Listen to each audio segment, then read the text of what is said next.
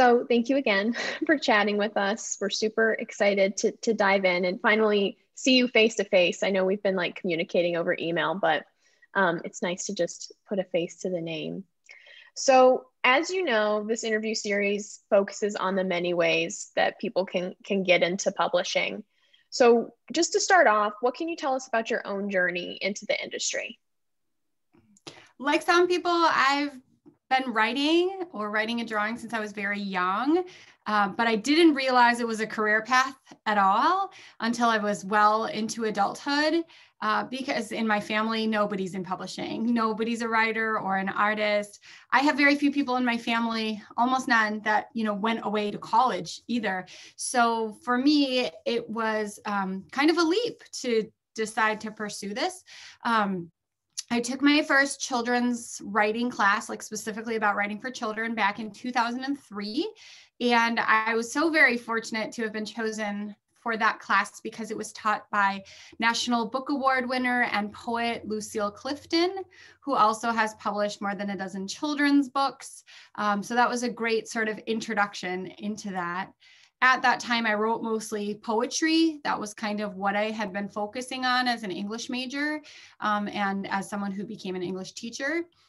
So it began with writing, but then in 2008, after having some success in the children's market and in freelancing markets, I really wanted to help more emergent voices. And so I made the firm decision to get on track toward agenting. So I came in from the writer side of things. I still very much am on that side, but I also recognize that there are many other writers out there for whom publishing is a little bit of an enigma, like it was for me. And I want to be a champion for those people as well. So that's why I made that leap into the other side of the industry as well. Wow, that's awesome. I love that story. So you're in the unique position, as you said, of being both a prolific children's author and a full-time literary agent. So since you work with writers on a daily basis, how have you witnessed the various paths into publishing? No paths are the same.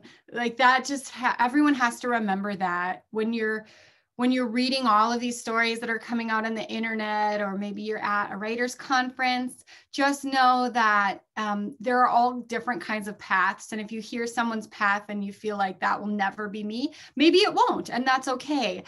Find someone else who maybe has something in common, and know that your own path, it's okay. There's not a right path or a wrong path.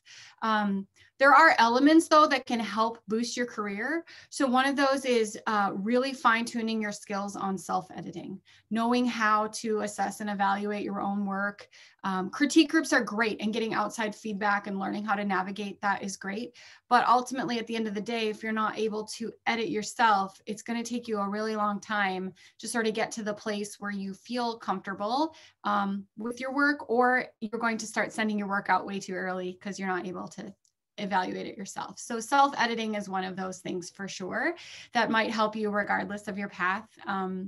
Knowing what you want is important. So even though all of my clients have different journeys, when they come to me with a query, when I first signed them, I ask them, what is it you want? I ask them about their goals and what's important to them. And I find that if someone doesn't really know, they're maybe not quite yet ready for that, career in publishing. It might just be that, you want to publish a book, and that's okay too.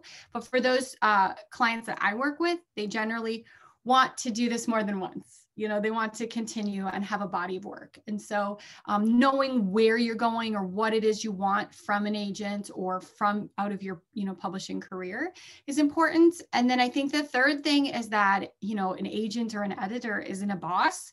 To remember that you are your own boss. So self-discipline, whatever way that you can do that. And it's hard. Habits, distractions are really difficult. But if you can find ways to set and meet deadlines or goals for yourself, ways to make sure that you're honing that skill of self-discipline, or finding the motivation where it doesn't feel like you have to be disciplining yourself. Those things I find are somewhat commonalities, even though everybody's path to publishing is different. There are things that you can control. And some of those are the things that you can control. I love hearing that, because that was part of when Wendy and I were talking about this project to begin with. It was about how it may seem like there's only one way to get into publishing, or that it's very narrow, but the more we talked to people, the more it seemed like everybody's journey is very individual and very different. And there's no like one size fits all, as you were saying. And I also love the thing that you were talking about with self-discipline. I know that Wendy and I, being college students where all of our classes are online, it can be super hard to do that on a daily basis, but definitely pays off in the long run. So going off of that, breaking into publishing is difficult for many, but especially for marginalized voices facing systemic barriers to entry. So what can you tell us about your own efforts toward diversifying children's literature in particular, and specifically your work through WeNeedDiverseBooks? How have you seen the industry change over your career? And unfortunately, how have you seen it not change in matters of representation? Yeah. So I want to say, first of all, that regarding my work, or WNDB's work, is all of this work sits on the very big shoulders of people who've come before. So the diversity movements have not been new. There have been a lot of people who have been sustaining these efforts for a really long time. At WeNeedDiverseBooks, an organization that I'm a co-founding member of, I began their mentorship program several years ago now, and we've seen so many authors go through that program. We've seen not only the mentees' careers get launched, but also some of the mentors as well. And I think a lot of the mentors are people who are writing in, characters in those marginalized spaces too. And I think it's benefited sort of everyone in raising visibility for these stories, getting, more stories, diversity within diversity, out there. But the thing that we do see is that children's publishing especially is very slow. A book that might be acquired next week might not be published for 2 years or 3 years.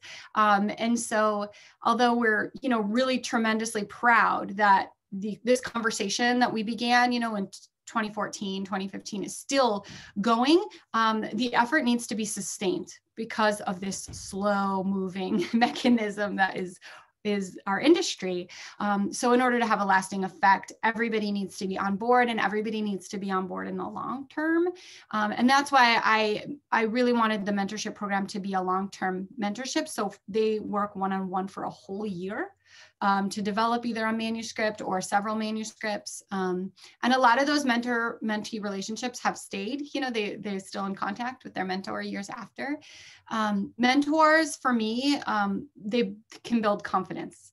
And when we're all working as little islands, it's important to have creators from marginalized backgrounds have a kind of confidence going into this industry, because this industry can be, like I said, a bit of an enigma to people. So confidence is not only just to go forward then with submitting your work or pursuing opportunities that might be available now that maybe weren't available before, but also to stand up when you do get that contract or you're working on that book. Because publishing is so white, it is so cisgender, it's very heterosexual, often very Christian based, in people's experiences, is that there's going to be implicit bias that you're going to face as you're editing a book. Sometimes maybe an editor would come with a suggestion, or the marketing team might want to label a book a certain way. And the confidence that can be built within, either a mentorship or within a support network, which has come along with, the current diversity movement, can offer a writer just that little bit of support to speak up for themselves, or to be able to navigate, and a situation in which you might have a disagreement and need to shed light on that. But it also can, hopefully, at WeNeedDiverseBooks, we have, an intern program that puts interns into, helps interns who are in publishing, going into editing. We have programs for writers. We have programs for schools. And I think that multifaceted approach is just so important. And that message for our program and the mentorship is that you don't have to be writing for, say, the masses. You don't have to be writing the way books have always been made. It's okay to take chances, to break rules. It's okay to network with other writers who are like you, so you can feel supported, because this industry is very, like vulnerable. You're putting yourself out there, and it can be a daunting task, especially if you're the first, in your family or your friend group going into this industry. Is that the more that groups like We Need Diverse Books, but other groups that are out there can support marginalized writers just by having a network of people to ask questions about or to support each other, is a super important part that I hope is sustained for a long time if we're going to continue to make change the way that we have in the last 5 years. Yeah, I think that's such an important work, and I really, really admire you guys for doing that.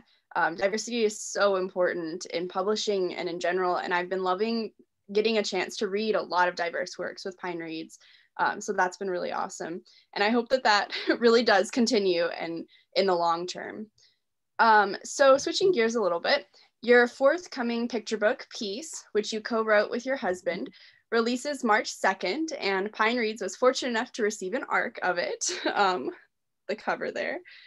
So even though the title suggests a certain theme, the main message isn't just about getting along, but how violent conflicts also affect nature. So what inspired you and your husband to bring this message to life? Well, Baptiste and I have come to realize that without peace, distractions, chaos, injustice in our lives, they prevent us from fulfilling our passions, our purpose, our creativity. They even prevent kindness. So we said there's many ways to look for peace, to foster peace, small ways, big ways. So when we were writing, here it is, I'll show everyone. Here, hopefully it's not backwards. When we were writing Peace, we wanted to spend some time pondering those many ways, but also inviting everyone to see that justice or injustice, over here affects justice or injustice over there. Like everything's connected. So we're connected to other people, we're connected to wildlife, animals, we're connected to the planet. And that peace is something both lovely and calm, but it's also something bold and brave.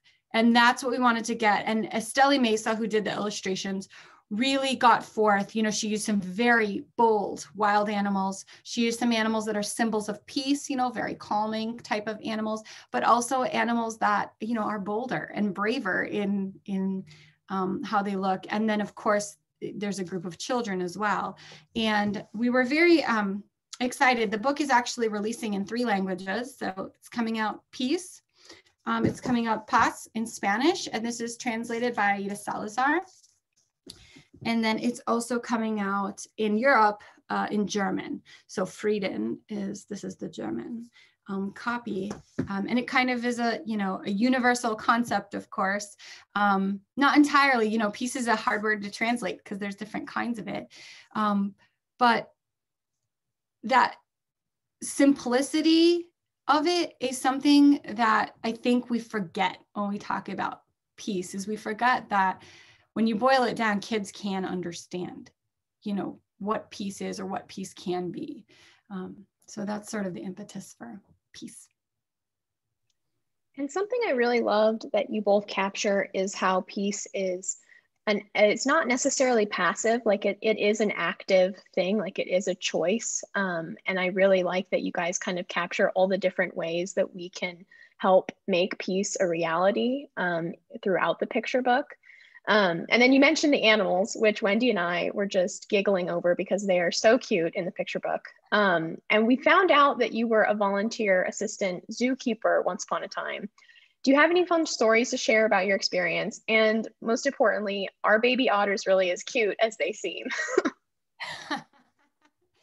Oh goodness, I miss those days.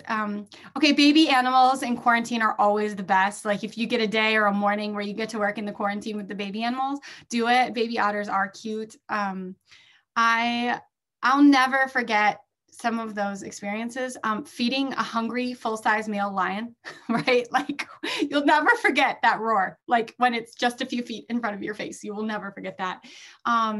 Petting the fur on a cougar, like through her fence, wrapping a giant ball python like around your waist several times so you could carry it and let little kids like pet it at the petting zoo. I mean, like the thing that I learned, everything from cockroaches to, snakes and macaws, everything that I worked with, is that animals are just so remarkable. And when you take the fear away, like I love animals, I don't have a lot of fear, it's just, you feel this connection, right? I don't know how to explain it unless you're an animal person, the connection that you have.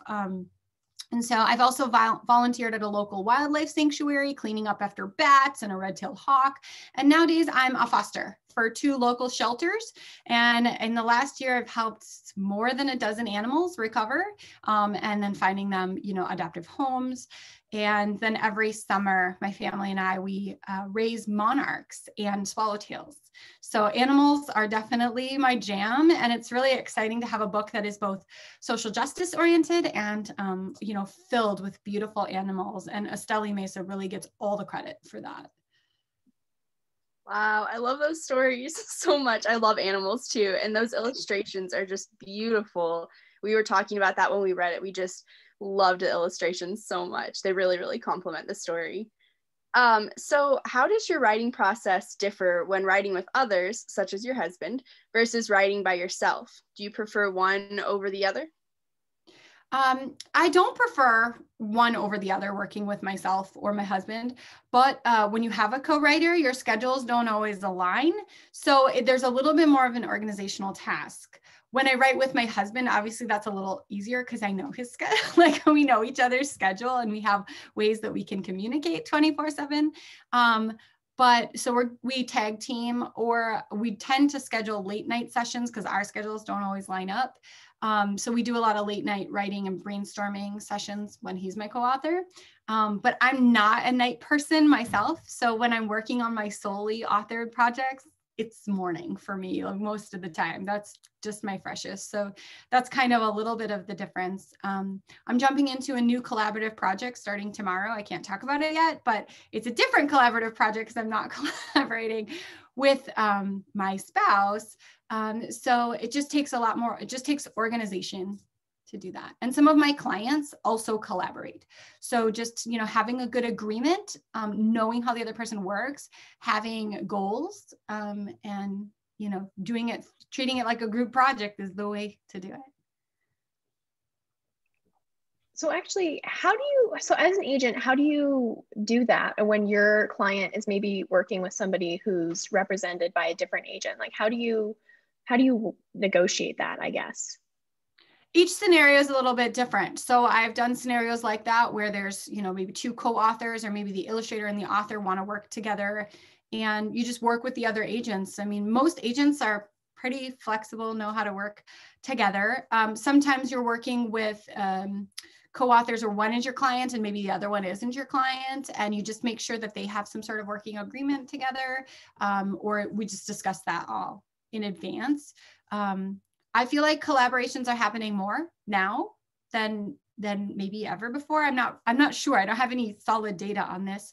But especially in nonfiction, sometimes you have someone who is the expert on the subject matter, but they're not a writer. And then you've got the writer, and sometimes a collaboration can make a work take something to a different level because of the different ways that the collaborators are doing that. It is tricky sometimes though with publishing. And so I think everyone should think before they jump in a project, like why they're collaborating and if that is the best road. Okay, so speaking of your work as an agent, what does a typical workday look like for you? And I know this probably varies, but how do you balance your writing responsibilities with your work as an agent as well? Yeah, throw in a pandemic and it's really difficult to answer this question because, as you know, maybe some people know or don't know, I'm also a parent. And my kids haven't been to school in almost a year. It's been a full year, and their schools are first opening up in like a week and a half from now. And so, all of navigating all of that, of course, I will say that my agent duties take up a lot of my time since I'm still sort of a newer agent.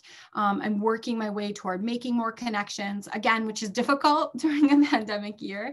I'm figuring out how to balance reading all those incoming queries with my current clients' work and, submitting out, doing negotiating and contractual stuff.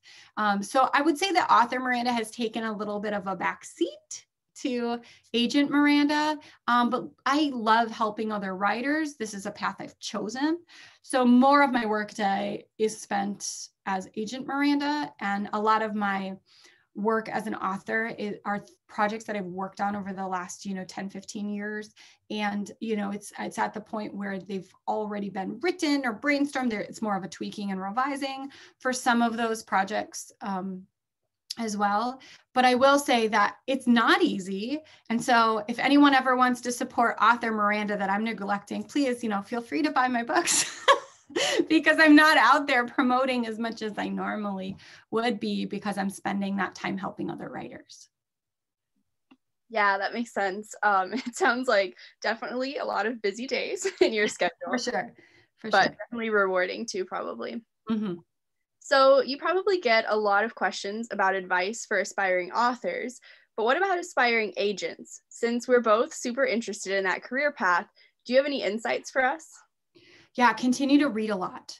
I feel one of my strengths as an agent is being able to pinpoint really good comp titles.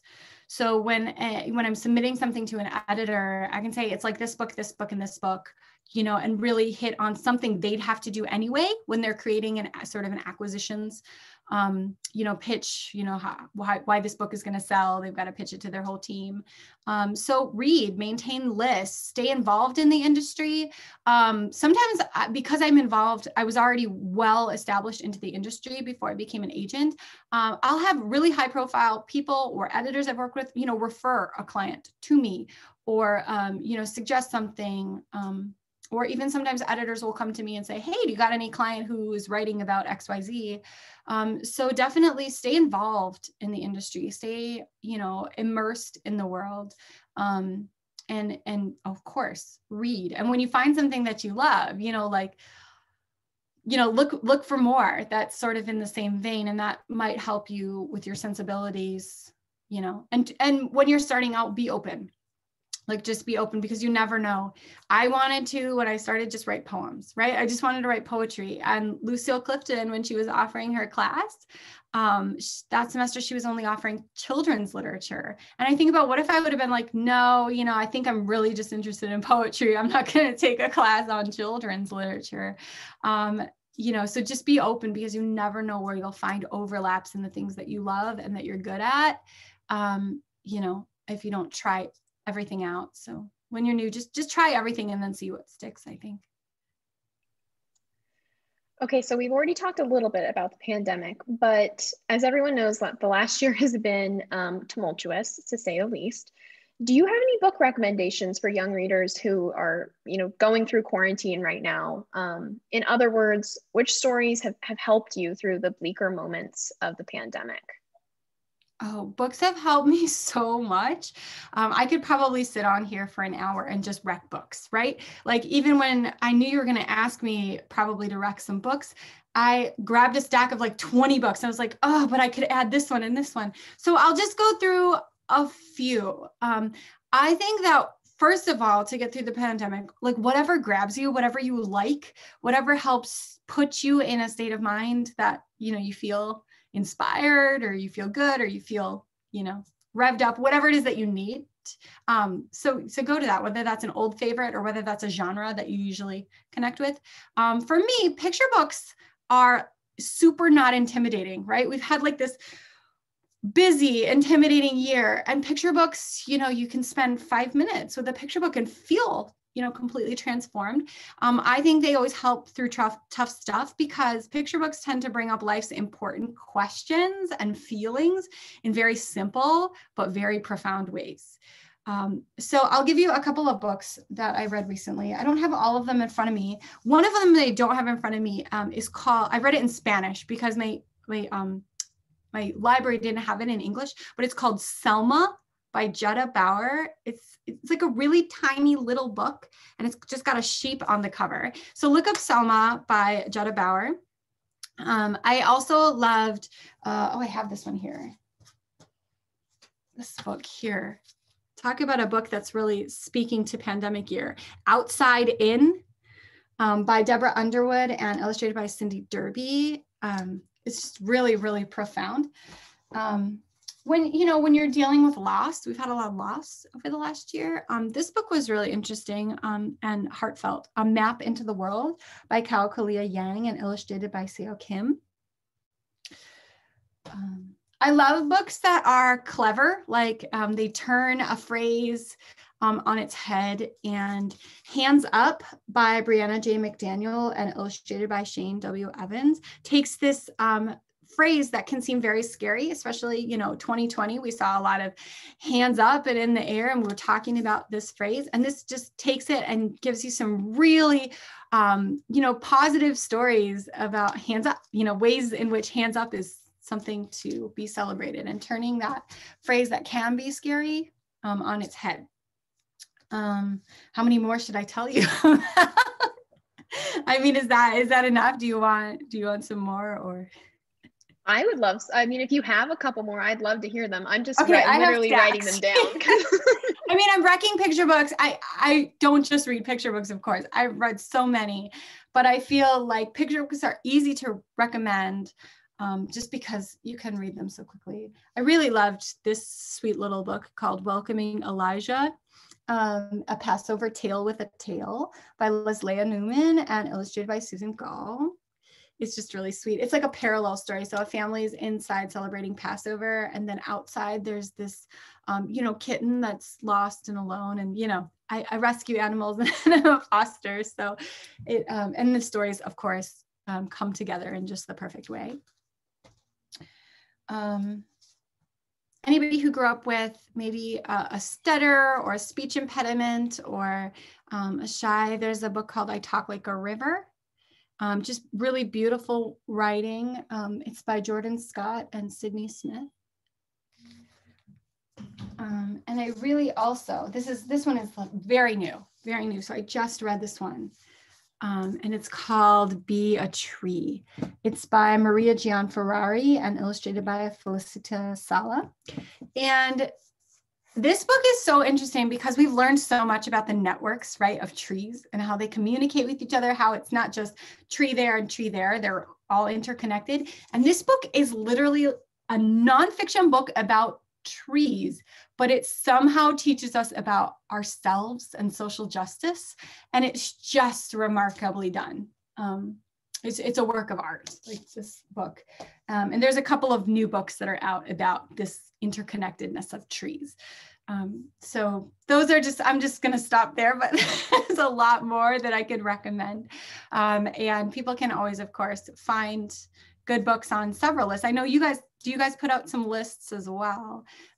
So yeah, I'll recommend that people check out your lists as well. Yeah, those all sound amazing. Hannah's been writing them down on our document, so I can't wait to go and read those. So finally, what's next for you? Any projects currently in the works? I know you mentioned that you're working on a collaboration one right now that you can't talk about, but is there anything that you can talk about a little bit? Yeah, I have 4 new books out this year. So, which is, we're still sort of in the throes of a pandemic. So we'll hopefully, they'll find their readers and they'll connect. One of them is behind me. It's this book.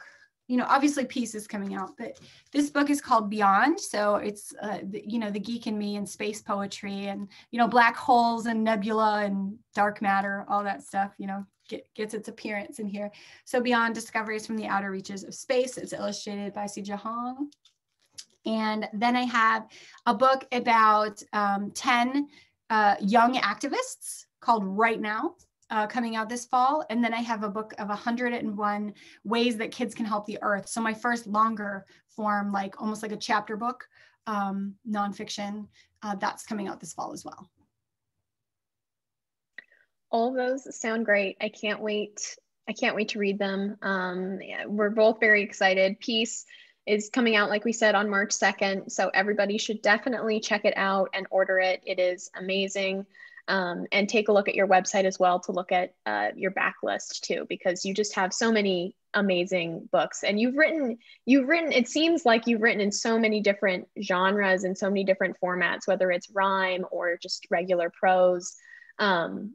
It's amazing. So definitely, to people who are watching this interview in the future, check out Miranda Paul's website for some amazing books. I will add as well, if anybody is a teacher or a librarian or maybe a homeschooling parent, I have a whole page with resources that go with every book. So every single one of my books has either activity sheets, lesson plans, videos that supplement them, even vocab quizzes, games sometimes. It's at mirandapaul.com/for-teachers, and you can take a look, and those are all provided free of charge. I love that. Both of my parents are actually public school teachers, so I'll have to let them know about that. Is there anything else you want to share before we wrap things up here? Happy reading, everybody. I think that books are just remarkable in that way, that someone can write something down and a year later, 10 years later, 100 years later, it can inspire someone else, as though that connection is still right there. And it's really special to be part of an industry that creates that magic every day. And hopefully if our paths cross, I'm able maybe to help a few people get into that industry. But if our paths don't cross, then maybe they'll cross in the way that I'll read your books one day.